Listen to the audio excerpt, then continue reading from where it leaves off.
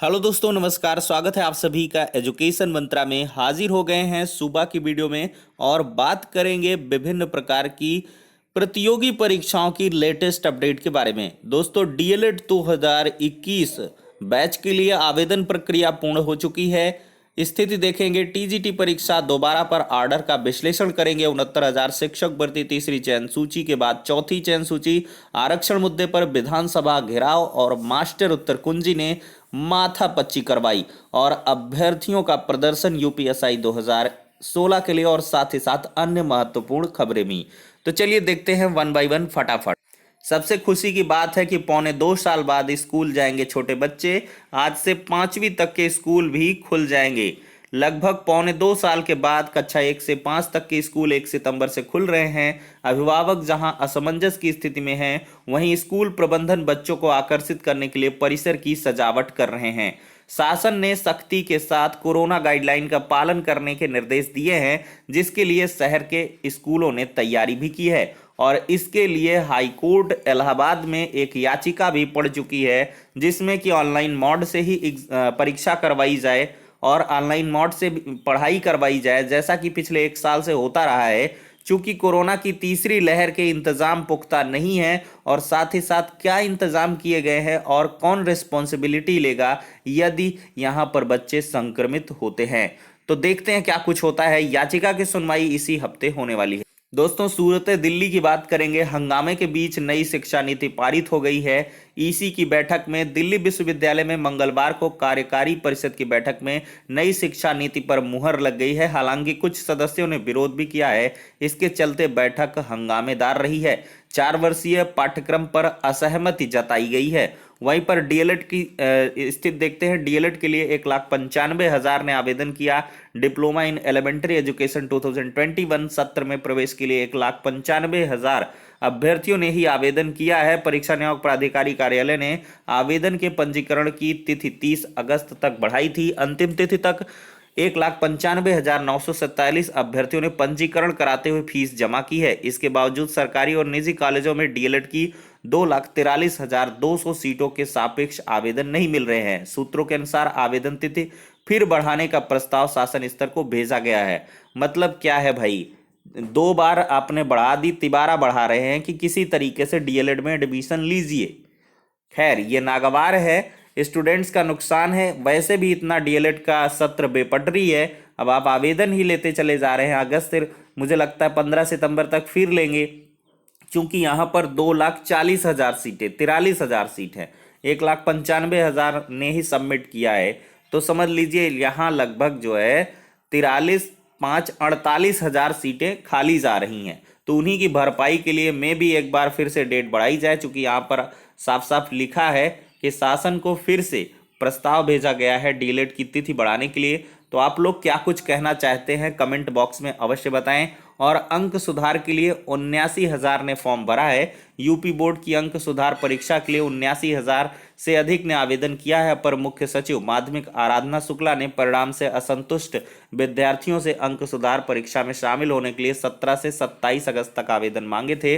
परीक्षा 18 सितंबर से 6 अक्टूबर तक कराई जाएगी। 31 जुलाई को परिणाम घोषित होने के बाद 70,000 छात्रों ने रिजल्ट संबंधित शिकायत भी दर्ज कराई थी। वहीं पर देखा जाए दोस्तों, तो कितनी बेपटरी है ये भर्ती। 8 साल में साक्षात्कार की तारीख तक तय नहीं हुई है। एडेड कॉलेजों की प्रधानाचार्य भर्ती 2013 का मामला है। हाईकोर्ट ने मई अंत तक इंटरव्यू कराने को कहा था, लेकिन शासन स्तर से ऐसा कुछ भी देखने के लिए नहीं मिला है। यह स्थिति तब की है जब हाईकोर्ट ने मई 2021 तक जो साक्षात्कार प्रक्रिया है उसको पूरा करने के निर्देश दिए थे। अक्टूबर से पहले साक्षात्कार के आसार भी नहीं दिख रहे हैं। प्रधानाचार्य भर्ती 2013 के लिए 2011 की भर्ती पूरी नहीं हुई है। चयन बोर्ड की 2011 की प्रधानाचार्य भर्ती 10 साल में पूरी नहीं हो सकी है। सैकड़ों शिक्षक इंटरव्यू देने से पहले ही रिटायर हो गए हैं। प्रधानाचार्य 2013 भर्ती के लिए 10,000 से अधिक शिक्षकों ने आवेदन किया था। इतना लंबा समय बीतने के कारण सैकड़ों शिक्षक सेवानिवृत्त हो गए हैं और साक्षात्कार में लगेगा लगभग 5 महीने का समय। तो शनिवार, रविवार और दूसरे अवकाश जोड़ लें तो इंटरव्यू में तकरीबन 5 महीने या मार्च तक ये पूरे हो सकते हैं।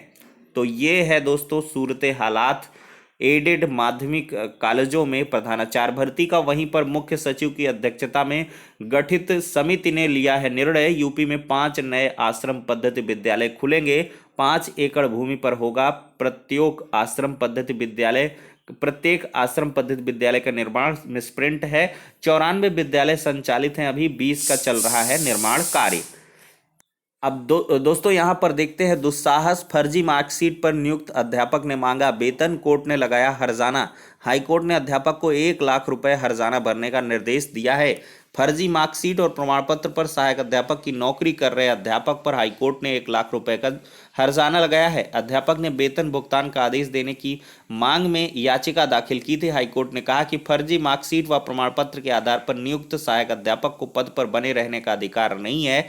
याची अध्यापक को हर्जाना 1 महीने में जमा करने का निर्देश दिया गया है। जमा न करने पर जिला अधिकारी राजस्व प्रक्रिया से वसूली करेंगे। वहीं पर दोस्तों झाड़ू लगाकर किया प्रदर्शन, दरोगा भर्ती 2016 का मामला है। दरोगा के 2486 अभ्यर्थियों को 1 साल ट्रेनिंग के बाद भी जो नियुक्ति है वो नहीं मिली है। इको गार्डन में झाड़ू लगाकर उन्होंने प्रदर्शन किया। वहीं पर पिछड़ा वर्ग आयोग की रिपोर्ट लागू करने के लिए 6 सितंबर को घेरेंगे विधानसभा। शिक्षक भर्ती में आरक्षण की अनियमितता का आरोप अभ्यर्थी लगातार लगा रहे हैं। 73 दिन से भर्ती प्रक्रिया में लगातार आरक्षण की जो रिपोर्ट है पिछड़ा वर्ग की, उसकी मांग को लेकर इको गार्डन में धरना दे रहे हैं। और भीम आर्मी के अध्यक्ष चंद्रशेखर रावण ने भी अपना समर्थन दिया है। 3 दिनों से अभ्यर्थियों के साथ धरने में शामिल रहे हैं कांग्रेस के अजय कुमार लल्लू जी और छत्तीसगढ़ के मुख्यमंत्री भूपेश बघेल के पिता नंद कुमार बाबू भी सोमवार को धरना स्थल पर पहुंचे थे। कुर्मी महासभा ने भी आंदोलन का समर्थन किया है। तो दोस्तों ये 69,000 जो आरक्षण मामला है काफी संवेदनशील होता हुआ नजर आ रहा है। वहीं पर देखा जाए तो चयनित शेष शिक्षकों का स्कूल आवंटन का इंतजार खत्म हो गया है। 69,000 की तीसरी चयन सूची कह लें, उसके अभ्यर्थियों को एनआईसी की ओर से स्कूल आवंटन की सूची जारी कर ऑनलाइन सत्यापन के लिए भेज दी गई है। बीएसए को सत्यापन का काम हर हाल में 2 सितंबर तक पूरा करना है, तो बहुत जल्दी आपको स्कूल अलॉट होंगे। वहीं पर देखा जाए तो बेसिक शिक्षा निदेशक सर्वेंद्र विक्रम को मिला है 1 वर्ष का सेवा विस्तार, यानी कि बेसिक शिक्षा विभाग के निदेशक सर 1 साल तक और इसी पद पर कार्य करते रहेंगे। अब देखते हैं मामला दोस्तों ये 69,000 शिक्षक भर्ती की चौथी चयन सूची के प्रदर्शन को लेकर है। इसमें मांग की जा रही है कि चौथी चयन सूची को जल्द से जल्द जारी किया जाए। अभ्यर्थियों ने मंगलवार को शिक्षा निदेशालय में बेसिक शिक्षा परिषद कार्यालय के बाहर प्रदर्शन किया है। अभ्यर्थियों का कहना है कि तीसरी काउंसलिंग के बावजूद तकरीबन 1,000 पद रिक्त हैं। बेसिक शिक्षा मंत्री सतीश द्विवेदी ने कहा था कि जब तक सीटें भर नहीं जाती तब तक काउंसलिंग कराई जाएगी। जून अंत में तीसरी काउंसलिंग के 2 महीने के बाद भी चौथी सूची जारी नहीं हुई है। अभ्यर्थियों ने सचिव प्रताप सिंह बघेल जी को ज्ञापन भी सौंपा है। अब दोस्तों हम बात करेंगे यूपी SSSC मास्टर आंसर की ने माथा पच्ची करवाई है और इसका एग्जैक्ट जो सॉल्यूशन का वीडियो मैंने डाल भी दिया है। मास्टर आंसर की आपकी जो शिफ्ट 1 की है वो ए सीरीज की है और जो शिफ्ट 2 की है वो भी ए सीरीज की है। तो उसके क्वेश्चंस को आप देख लेंगे और छोटा छोटा आंसर लिख लेंगे और फिर अपनी आप जो क्वेश्चन बुकलेट है उसको खोलेंगे और उसके आंसर्स के हिसाब से जो ऑप्शन है उनको मैच करते चले जाएंगे। मान लिया किसी का जवाब दिल्ली सही है और उसको देखेंगे कि वो किस क्वेश्चन नंबर पर दिल्ली है तो उसको लिख लेंगे। जैसे आपने अपनी आंसर क्वेश्चन बुकलेट खोल ली, एफ का पहला क्वेश्चन है और उसका आंसर क्या हो गया, दिल्ली है, तो आप उसका ऑप्शन देख लेंगे। मतलब इस प्रकार से मास्टर आंसर की के आंसर्स को लिख लें एक कागज में और या तो मास्टर आंसर की जो मतलब आंसर की है यानी कि कह लें कि मैंने उसमें हाईलाइट करके एक PDF शेयर की है टेलीग्राम में, उसमें से आप देख लें और आंसर को मिलाते चले जाएं। और इसके बाद काफ़ी माथा पच्ची है और ये प्रोसेस बहुत ही मतलब कह लें उलझाऊ रहा है। अभ्यर्थियों को बहुत सारी समस्याओं का सामना करना पड़ा है।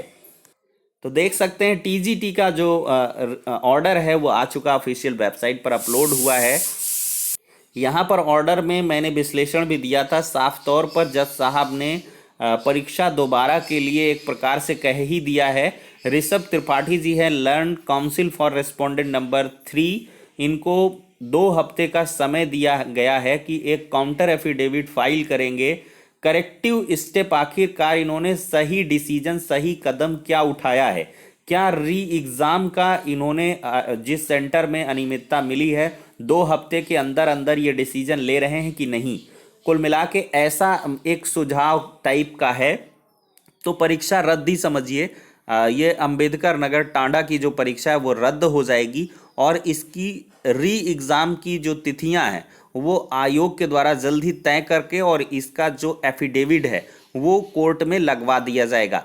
और ऋषभ त्रिपाठी जी 14 सितंबर को इसकी नेक्स्ट डेट ऑफ हियरिंग है। और बहुत सारे स्टूडेंट पूछ रहे हैं कि आगामी परीक्षाएं जो और परीक्षाएं हुई हैं वो रद्द होंगी कि नहीं। अभी दोस्तों ये प्रोसेस लंबा चलेगा। प्रथम दृष्टया अंबेडकर नगर पर सुनवाई हुई है, अन्य बहुत सारे जिलों के मुद्दे हैं उन पर भी अभी सुनवाइयां जारी रहेंगी। तो देखते हैं क्या कुछ होता है। लेकिन अब चयन बोर्ड काफ़ी घिरता हुआ नजर आ रहा है। जज साहब ने यहाँ पर नाराजगी भी जाहिर की है कि DIOS को आपने मतलब कि पैरा नंबर 3 पर देखिए कि सस्पेंड करना ये काफ़ी नहीं है। It appears that no corrective measures has been taken to set right the wrong which has been done in conducting the examination at Ambedkar Nagar में जो अनियमितता हुई है इसका कोई एक करेक्टिव मेजर नहीं है, उचित कदम नहीं है कि आपने DIOS को सस्पेंड कर दिया और एग्ज़ाम के बारे में आप अभी डिसीजन ही नहीं ले पा रहे हो। तो उन्होंने मात्र 14 दिन का समय दिया है और उसके अंदर आपको ये हलफनामा देना होगा। और ऐसा भी स्टेप हो सकता है taken such as re examination at that centre कि आप वहां पे एग्जाम करवाएं, ऐसा कोई डिसीजन लेकर के आइए। तो कुल मिला के परीक्षा दोबारा होनी है, ये तय है और बहुत जल्द इसकी ऑफिशियल अनाउंसमेंट भी हो जाएगी। तो बाकी की अपडेट्स के लिए जुड़े रहें, बने रहें एजुकेशन मंत्रा के साथ। नेक्स्ट वीडियो में मिलते हैं।